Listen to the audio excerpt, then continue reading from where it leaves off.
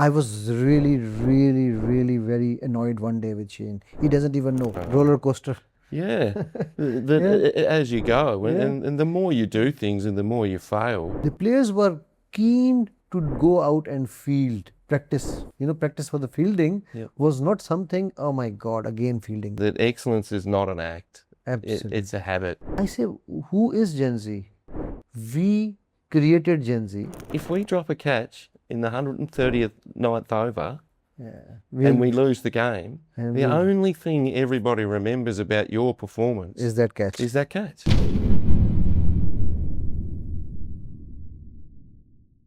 Hi viewers, today you're seeing me, Assalamu alaikum by the way, today you are seeing me in a different attire, or I would say, or a different style. Today Mind Engineer Ali is here with one of my dearest friends whom I met in the cricketing world, and I actually myself felt inspired working with him. So I am here with Shane. Shane Maka, how are you, Shane? Good, thanks, Ali. Yeah? Thanks for having me. Welcome. Yes, pleasure is mine. Shane and I, we worked together in the World Cup with Afghanistan cricket team, and I was really very annoyed one day with Shane. He doesn't even know. I haven't told this off camera at all. I was doing. There was supposed to be a team meeting, and Shane was supposed to present Golden Stump, right? And he was saying all those things which I was supposed to say. Guys, Bentley, get up, you need to do this. And I was like, Shane, is this not what I am supposed to say? You remember that? Yes, I do. Yeah. I'm not angry, I'm just joking. By the way. Yeah. So Shane we will have a discussion with Shane. He had a very fulfilling career throughout, and one of those people you actually end up falling in love with. So he's one of those people that you actually enjoy being around with, and I am very lucky. We had an amazing team: Trotty, Shane, Andy, Nick. So we had a lovely time during that World Cup. So Shane, for my audience, I would like you to do a little bit of your introduction in terms of who is Shane and how did you end up in what you are doing now? Thanks, Ali. It's a lovely introduction, and it's great to be here. I think that I'm a cricket addict, I would suggest, and someone that's, from a young age played cricket and got involved in coaching at my cricket club, the Launceston Cricket Club in Tasmania many years ago, and as the junior development officer at the age of sort of 17. Yeah, that's what I was going to ask you. Yeah. Junior development officer, as big a junior. Yeah, it was funny. I was 1 year out of the under 16 team and then coaching the under 16 team at my club the year after. And again, I've been quite fortunate for states and organisations to have given me opportunities to work in and around the game.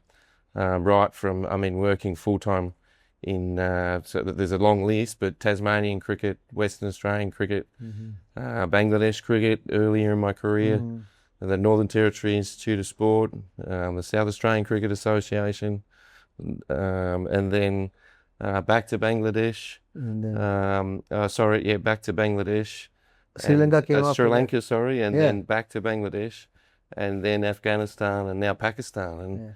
And to work across cricket for my entire life, I'm very grateful. And it's one of those things that I suppose as you get older and progress, when I was young coaching, I thought it was all about the skill in the game, and working in youth pathway systems, working with second 11 teams and first class teams, and then the opportunity to progress and now work around some of the world's best international players in the world is a great challenge day in and day out. And I think that, having developed a relationship with yourself and other excellent sports psychologists, I think that there's a real importance about the ongoing, I suppose, communication and awareness that players are getting at this level, which I have no doubt assists with their ability to perform day in and day out. So I can, we talk about cricket and we talk about talent.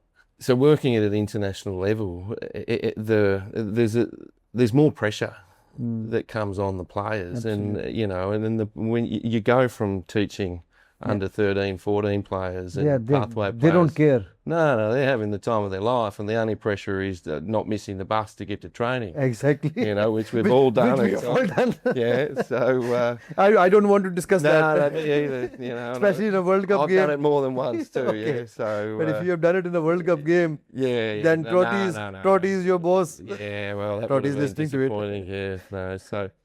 But you know, they go from having fun in the game and being in a situation where there's not a lot of pressure, and they're more so, you know, very keen on learning skill. Yes. And skill alone. Absolutely. And thinking that once we've learnt the skill, it'll give us the best chance to be able to play. Absolutely. And have fun and hopefully be successful. Whereas the flip side is at an international level is the skill's already learned. Yes. It's the ability to be able to put that skill under pressure. Absolutely. And then perform under that pressure. Absolutely. Day in, day out. And not only the pressure on the ground, it's the pressure which is, you know, I always say, and I'm sure you will agree to this, the real pressure on today's player is not within the boundary.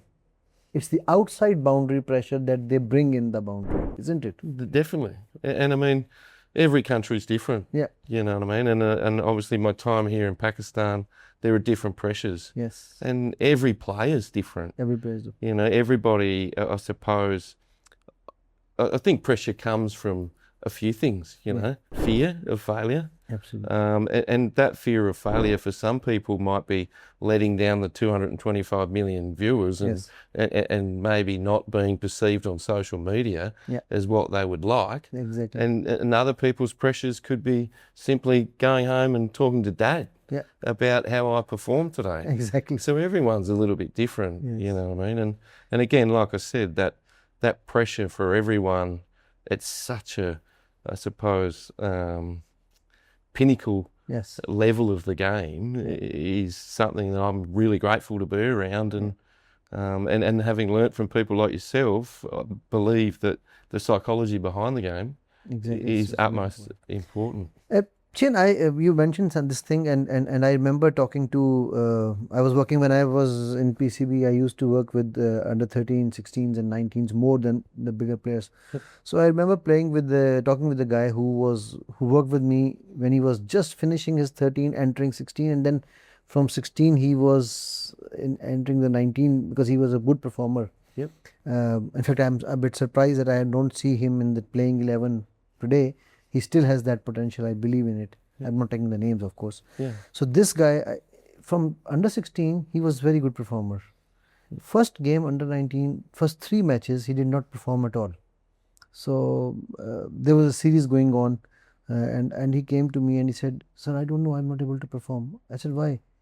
Sir, I think now people are looking at me, expecting me to perform the way I always performed, and because of that expectation, I fear that I will fail. Right? So I said, why did you start cricket? He said, because I enjoyed it. I said, what did you do under 13? Did you have that pressure? He said, no, I knew it. No issues at all. I said, okay, under 16? Under 16, I had some pressure. So I said, why under 19? More pressure. Right? So because again, since nobody is there to guide them, that pressure is supposed to be your friend, not your foe, not your enemy.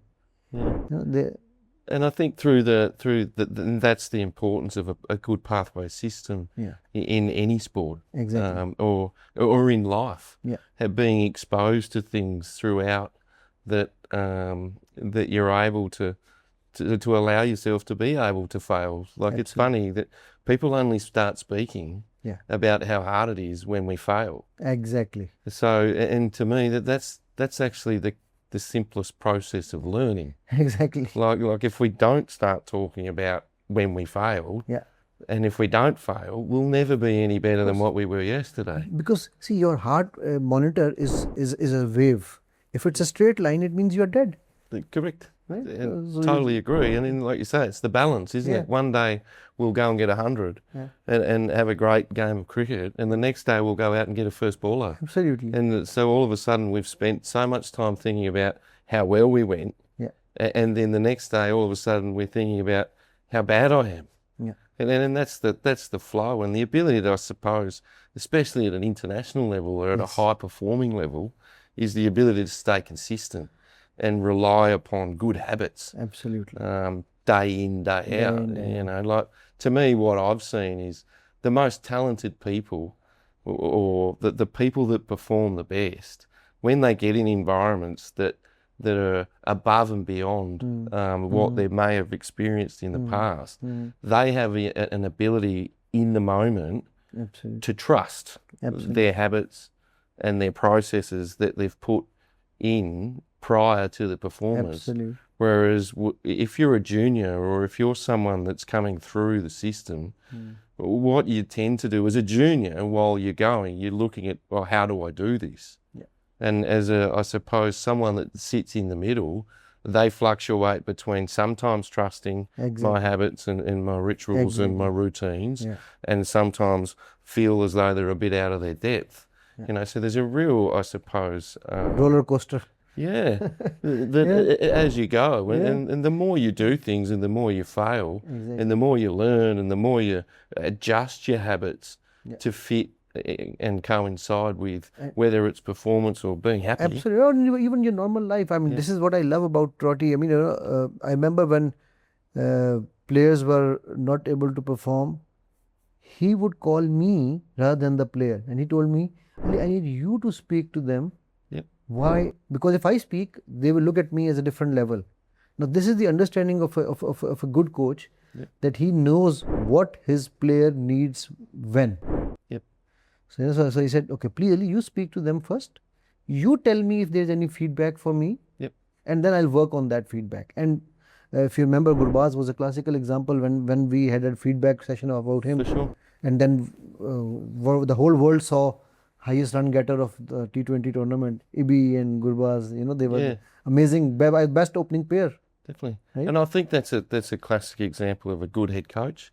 It's someone that's obviously willing to surround himself with good people with different skill sets. Absolutely. And their ability to be able to have relationships with the player and read the player and understand what that player needs, especially at an international level and a first class level.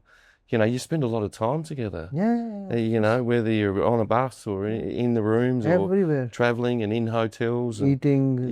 Like you get quite close. And I think, you know, obviously Jonathan's, Trotty's strength was his ability to understand his players. You know, and I've worked with some good head coaches right across the world, and a lot of them, to be able to get that peak performance is having that good, strong relationship with the players. To be able to get the best out of them. Shane, one question.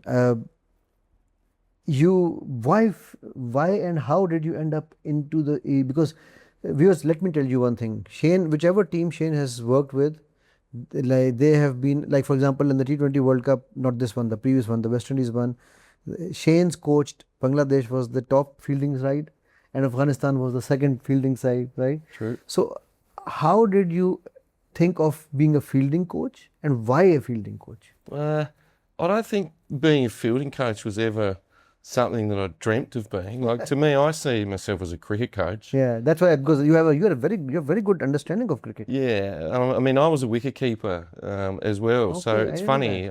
I've never been a fielder other than the wicket keeper. That's interesting. So I didn't know that. Again, quite strange, isn't it? So, you know, it's quite weird that my job is to coach fielding, and I've never fielded.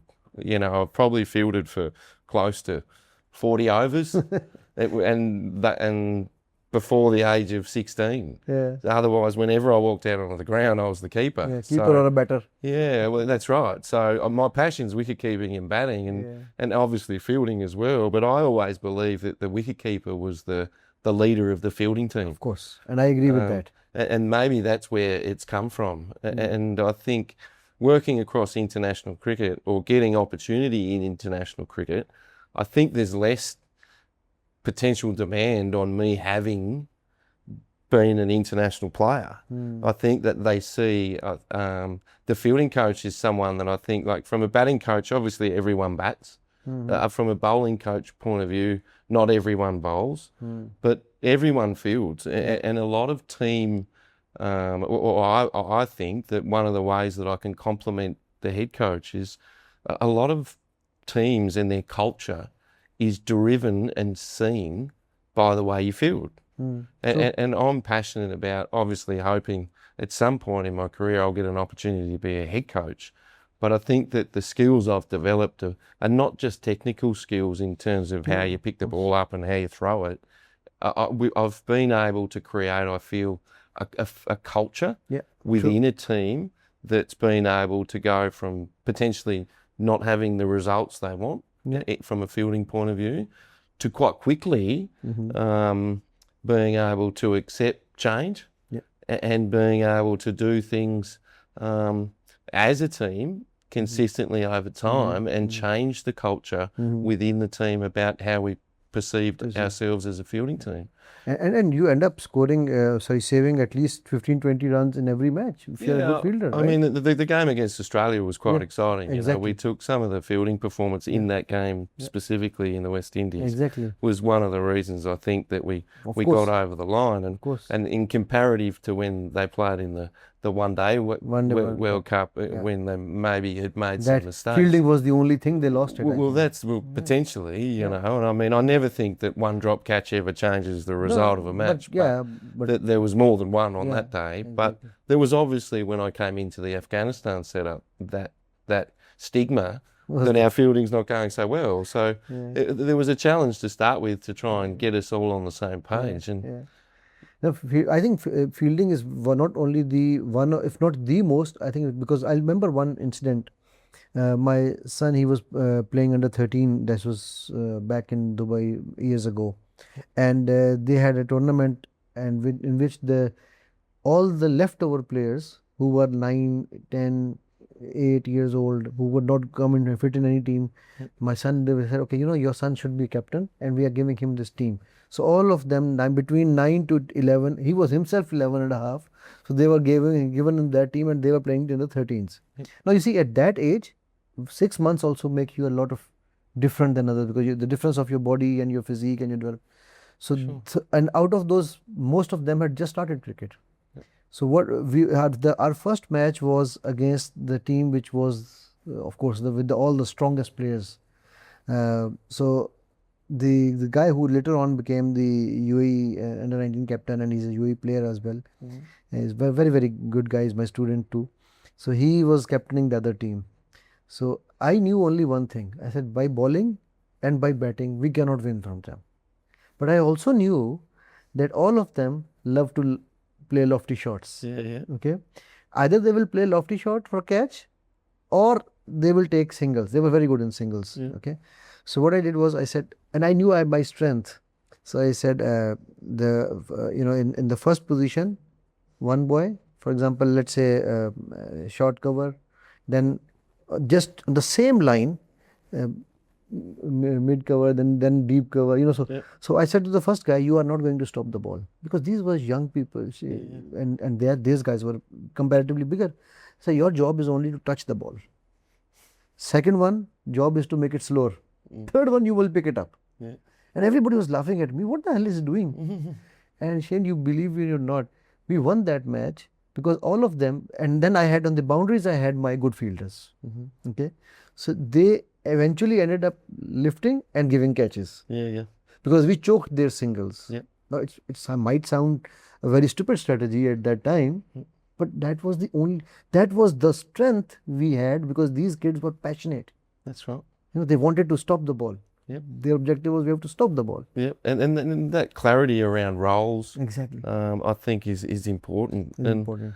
And like you say, I think that if people are working together, I often like the analogy of the Belgian horses. Yes. You know, I mean, it's an absolute classic.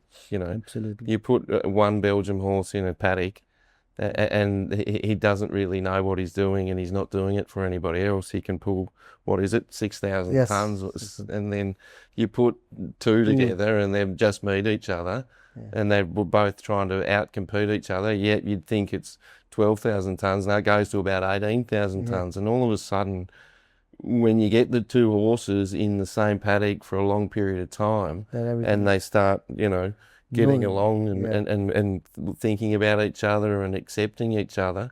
But then when they go to actually perform or do something, they actually start doing it for each other and have the Exactly. capacity to be able to pull up to 30 to 40,000 tons. Exactly. And this doesn't come from skill. No. And this doesn't come from strength. No. It doesn't come from their condition. It comes from the inner heart and their mind to And the do bonding something, they develop. and the bonding that they're able to do in the paddock to then go out onto the field and perform at astronomical heights because they're doing it for each other. And they're doing it for a bigger purpose than themselves. Exactly. And this is what I saw when I was working with Shane. One of the things that I think highlights of working with his work, seeing his work, is that the players were keen to go out and field, practice. Practice for the fielding was not something, oh my God, again fielding. They actually were looking forward. Oh, we need to have the golden stump. So that golden stump itself means nothing, but it means the world to them. Yeah, it's funny, isn't it? That golden stump was introduced to me when I was playing for St Patrick's College back at school. Okay. And my cricket coach, Luke McCormack, at the time, we used to have a competition amongst our like first 11 or second 11 at a lunchtime once a year, and who could hit the stump the most, and whoever hit the stump the most got the golden stump. And when I first moved into being, I suppose, an assistant coach and a fielding coach specifically, to me it was more about, sometimes I think fielding's only spoken about when it's not done well. It becomes a highlight when it's either not done well or it's done really well. Now, for me, it's about consistency. Absolutely. And the golden stump, to me, is a way of it being seen and recognised. And as you know, the golden stump's not just given after every game. So you can't just come out one day and have a good day and then feel poorly the next day. It means that if we've got a 3-match series or a 5-match series or a World Cup, just because you fielded well in game 1 when we're qualifying for the Super 8s doesn't mean I'm going to give you the golden stump. We want to see that consistency, not only in your performance, but in your preparation for the whole period of time, which then demonstrates you giving back to the team. So that the reward itself is, and again, it allowed me, as you saw in the rooms, to be able to talk about fielding, and when we had good days, when we had bad days. So there was never, Macca will only talk when we've had a bad day. Macca will get an opportunity to discuss the fielding from day to day. And fielding's just something that we do, and we're looking to improve all the time. All the time. And we've seen so many results because of one good catch or one good save or one run at the end of the day. And the recognition itself, the golden stump's not something that sits, like I've never seen a player in a match be rewarded man of the match because of fielding. So the man of the match is either the best batter or it's the best bowler. That's a very interesting one. So again, so in terms of fielding, what's the reward? It's a bit like life, isn't it? Like in fielding, we go out there and you might be a test match, we might field for 140 overs. We might run between the overs. We might never miss field. We might throw the ball hard and finish with the keeper. But if we drop a catch in the 139th over and we lose the game, the only thing everybody remembers about your performance is that catch. Absolutely. So it's one of those things that I think that it's one of the toughest things mentally. You know what I mean? Like if you make 100, well, they'll remember you getting out, but they'll also show the highlights package of the 4s and the 6s. But that catch will haunt you for life. Forever. You know what I mean? Or for that match, the perception of how you fielded is only based on one instance. Which is really a challenge for some. Well, I think you brought a very interesting point that we have never seen a fielding man of the match. Probably ICC should actually, on a serious note, this golden stump concept that Shane has, I think if ICC or anybody is hearing, they should actually introduce that as the, if not a man of the match, at least fielder of the match. Yeah, potentially. I mean, I'm not here to change what the ICC... But it's a good suggestion. As long as the team is doing it in-house, I think that a lot of teams now are starting to recognise the importance of fielding. And the culture that it brings around it. And having that carrot of the Golden of Stump course. or an award, I think is a way to make it relevant. More lucrative and Yeah. more interesting. No, I think Yeah. I know that you probably cannot, or you or me, we cannot change the laws. But what I'm saying, we are giving a suggestion that it is the most important part of the game. Yeah, it's interesting, isn't it? Because even when you look at the statistics, like in being a fielding coach for a long time and understanding data analysis, there isn't a lot of statistics that are supportive in terms of fielding. I mean, the simple one's the catch percentage, Yeah. which obviously is an easy one to measure. How many did we drop and how many did we catch? But rarely do they have statistics based on runs saved. No. And runs gone, and that to me is it's a little bit subjective, isn't it? So unless you've got a real knowledge of the game, like if someone dives and gets a finger on it, it can be perceived as a misfield. Yeah. Whereas it also can be perceived as an excellent effort because you stopped the ball for going for 4. Yeah. So I think that subjectivity around not having clear markers, it makes it difficult for to be able to do that sort of thing. But I think that's one thing which I have noticed, because when you used to have team meetings, you were actually mentioning these things, and Trotty would have very supportive of that mentions, always, that because that pumps your blood. As a fielder, you feel good because at least you have something. Yep. Without taking names, I remember one of the matches, one player was very down because he could not bat, he could not ball well. Yep. But he caught 3 catches, I think, in that match, and it was all about his fielding, and he was very good in his fielding. Yep. So he came out proud of what he had done. For sure, and the impact. Again, not just what he'd done, but the impact that it had on the team. Exactly. And then that's what we talk about. Exactly. And as you would have seen, I think during that series or during my career, having clear key performance indicators that are agreed upon within the teams that everyone buys into, absolutely, it allows me as a coach, but them as players, to be clear on where I've done well. Absolutely. Where as an individual, room for improvement. Yeah, where we've got room for improvement, and it's consistent. So it's not. Oh, you dropped a catch today. Well, look, there's not many teams that have a catch percentage of above about 85%. Yeah. So every 10 catches we're taking, we're dropping 1 or 2. So everybody can understand do that. it. Everybody can do it. Simplest catches. That's right. We have seen great players. Jonty Rhodes dropped a very simple catch. I remember once. Potentially dropped the World Cup. Yeah, exactly. I'm not quite sure, but But okay, Shane, I would also now dwell into player development, because there's a lot of, especially in this part of the world, whether it is India, Pakistan, Bangladesh, Sri Lanka, because you've worked with these teams. And we already know that player development pathways are also a bit of a grey area. So if I am a player, I performed well in under 13s, I performed well in under 16. Now I'm going to under 19, where stakes are going to get higher, right? Because then I am looking at the national team or at least some sort of a first class setup. What would be your 2 points, 3 points, or icing on the cake? What should a player in this transition phase do?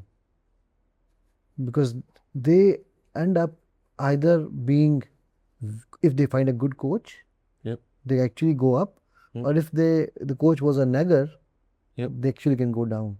So forget about, regardless of the coach, what do you think can actually put value in their lives, in this game, in the sport, so that this transition can happen smoothly? Because you have seen a lot of transitions. For sure. The first thing I'll say is control of the things that take no talent. Absolutely.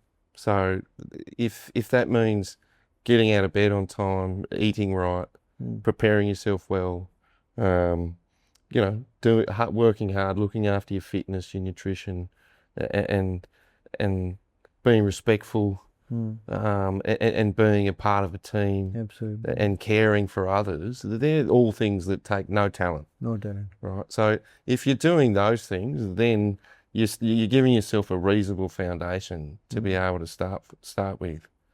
The second one I'd say is you're always looking to learn. Whether you get a good coach or a bad coach, sometimes you learn more from bad coaches than you do from good coaches. Absolutely. Because sometimes it's like, well, I've learnt this, and then I had this coach I suppose, a growth mindset, in my opinion, vital. And the third one, I believe, is your ability to reflect. Absolutely. I think reflection, or, like when we play a game like cricket, Yeah. like, and a part of my coaching philosophy is that we play. The game itself is why we go. Absolutely. That's what brings us alive. Absolutely. The actual game, we play it. And it is a game. Yeah. And then from the game, we're able to review And reflect. And reflect, yeah.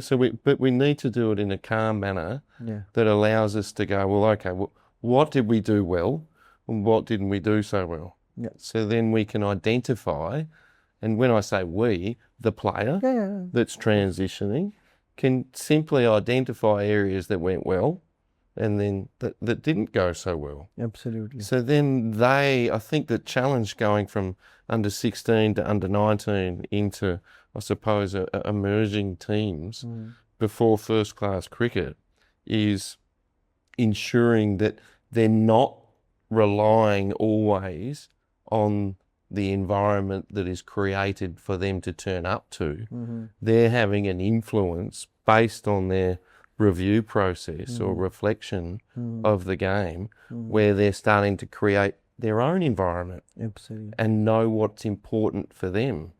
And again, working at an international level now, yes, we are creating environments. Absolutely. But there's also an element of us allowing the environments that other people and players who are quite successful, allowing them to do what is important for them. And that transition between under 16s, from a 16-year-old to a 23-year-old, to me, those three things are vital. And the ability for the player to start to take complete ownership of their own game is what I feel probably the most important thing. Absolutely. And this is exactly what I believe is the way our life works.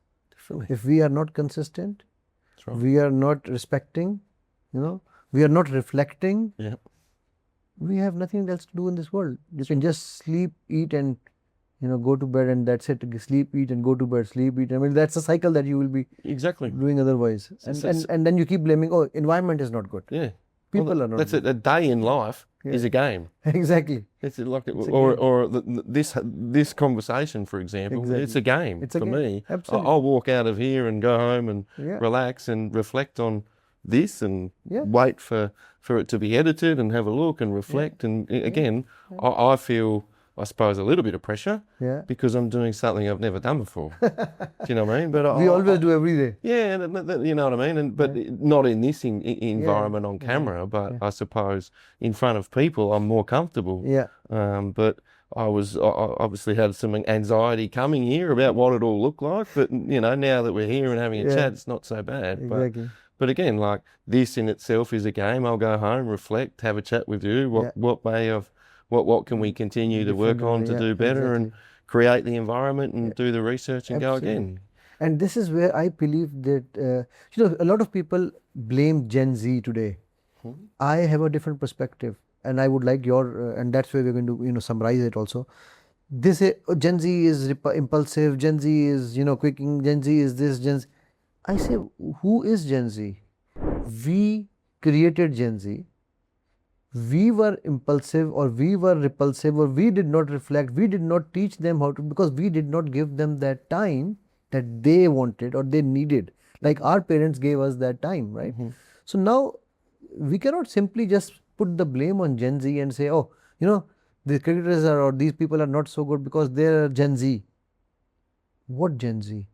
We as a generation, I mean, I'm talking about our age bracket, we look at them from the way we were brought up, not the way we brought them up.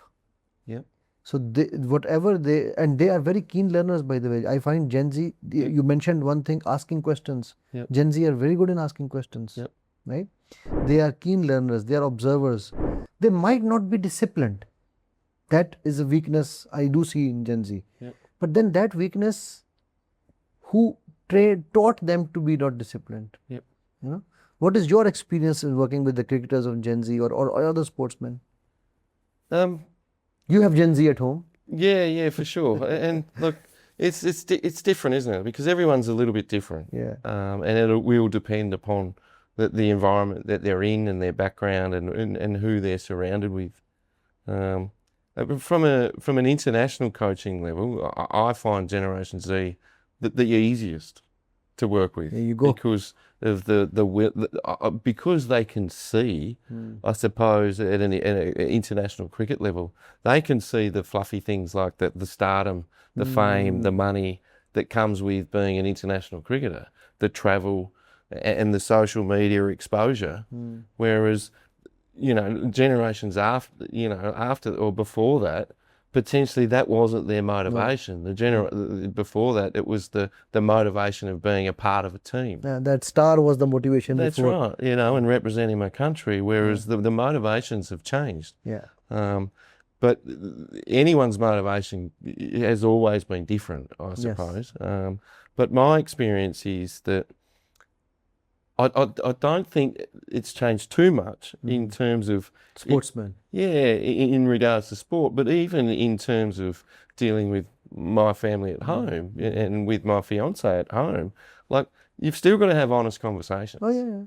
You've still got to be held accountable. Absolutely. There has to be repercussions for when things aren't being done that are basic life skills. All of this still remains the same, and they need to be cared for. Yes. And they need to be free to live their own dreams. Absolutely. And be supported. So, I mean, like you say, I've really enjoyed it. I do enjoy working with that generation. We've worked with them, and they don't come with, I suppose, we talked about before. Like the older you get, it's more important that you take ownership over your own actions. Yes. Whereas with the Generation Z, that they haven't taken that complete ownership yet. So, from a coaching point of view, it's a lovely way of being able to influence young people and make change. And they're more moldable. Correct, which is understandable, isn't it? Because they're, I think, as you say, if you've played international cricket for a long time, like you're not going to walk in and change your game straight away. No. Because what you're currently doing is bringing you success. So to change that normally takes either a long time of failure, being dropped out of the team, etc. So they're very, at times, some, not saying all, but a lot of our highest performers can be slightly reluctant to change. And I'm not talking about Pakistan specifically. I'm saying over the board, across the. international. I've worked with squash players, tennis players. I've worked with paddle. Recently, I've worked with paddle players. Excellent. Basketball, football, and I think it's across the board. It's not because at the end of the day, these are the basics. That's right. If your basics, I mean, we are sitting in this place. If the pillars, the basement, or or what would you call the internal boundaries are not right, the building will collapse. That's right. And then we can always say, oh, the contractor did not do a good job. Because you did not invest on the real foundation. Yeah, for sure. So that's absolutely right. Shane, before I say thank you to you, anything that you would like to add for my audience? Any you can say motivation or anything that you will feel, all yours. Jeez, you've put me on the spot there, really. I'm used to it, Well, I like the one that I work with quite consistently, and it's you are what you repeatedly do. Absolutely. And that excellence is not an act. Absolutely. It's a habit, and it's something I think that it stuck with me throughout my development as a coach and a player when I was young, and it's something that I try and stick to, and something that I bring to and speak a lot about within the teams, and that's not saying that you have to do it. No. There are ups and downs along the way with our ability that sometimes it is an act. Absolutely. But changing those acts that might start small and turning them into good habits, I believe whatever you're pursuing and whatever your dreams are, that be willing to fail. Absolutely. Be willing to get up again. Be willing to make sacrifice. Absolutely. Nothing good in life ever comes from doing something that was easy. Yeah. Otherwise, we'd all be doing it. Absolutely. But that's probably like my biggest, I suppose, quote. You could say Most beautiful one, I guess. that's worked well with me and teams, and one that I hope that I can share to Yeah. your audience. And thanks, Sally. Thank you very much for your time, Shane. And I will just add to this quote. The other day I was telling somebody, discipline is not. Somebody asked me, "Sir, what is discipline?" I said, discipline is no matter what you do it consistently. That is discipline. Sure. Right or wrong, you will learn later. Definitely. But keep doing it, as you said, initially. So thank you very much once again, Shane. It was really a pleasure, and I am sure my audience is going to enjoy it once you allow it. No problem. Thanks, mate. Thank you very much. Cheers, Alex. guys. And it was as you heard Shane saying, okay, whatever you do, you must be doing it consistently to become the best. Excellence is not a fluke, right? It's a habit. So see you guys next time.